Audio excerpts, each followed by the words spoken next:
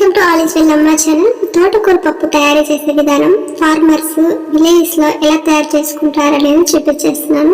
Please first time చూసినట్లయితే కనుక ఒక లైక్ చేయండి, షేర్ చేయండి, సబ్స్క్రైబ్ చేయండి. వీడియో నచ్చితే లైక్ చేయండి.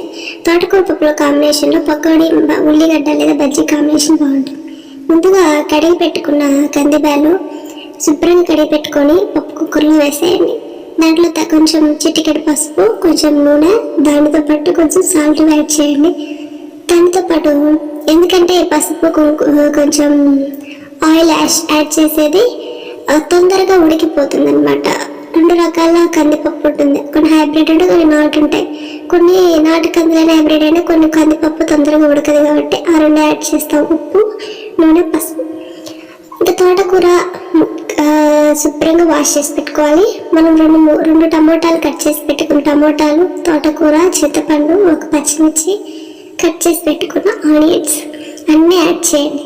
యాడ్ చేసి మూత పెట్టేసి 3 లేదా 4-5 విజిల్స్ వచ్చిన తర్వాత పప్పు ఉడికిపోతుంది, చూసేయండి. చూడండి, శుభ్రంగా పప్పు ఉడికిపోయింది. ఇప్పుడు మనం ఎప్పుడైనా సరే తోటకూర పప్పు అయినా ఏదైనా ఆకుకూర పప్పు అన్నప్పుడు ఎండుగారం వేసుకోవాలి. పచ్చిమిర్చి అంత టేస్ట్ ఉండదు. ఎండుగారము కొంచెం ఉప్పు వేసి ఎంత చేసినా పప్పు గుత్తి ఎనిపి తొందరగా ఎనిగిపోతుంది. పప్పు గుత్తిపోతే ఎనిపేసి పక్కన పెట్టేసుకొని పోపు పెట్టుకోవాలి. పోపు పెట్టుకొని ఆ పోపుని పప్పులో యాడ్ చేయాలి.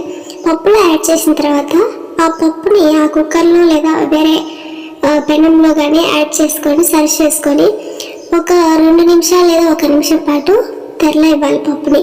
అప్పుడు పప్పు చాలా టేస్టీగా ఉంటుంది. ఇది విలేజ్ స్టైల్ ఫార్మర్స్ చేసుకునే విధానం అనమాట. మీరు ఖచ్చితంగా ట్రై చేయండి. తోటకూర పప్పు ఎలా ఉంటుంది ఏంటి విలేజ్ స్టైల్స్లో అని చాలా మందికి తెలిసి ఉంటుంది. విలేజ్ కల్చర్ ఫార్మర్స్ చేసుకునే కుకింగ్ వీడియోస్ చాలా మందికి తెలిసినది.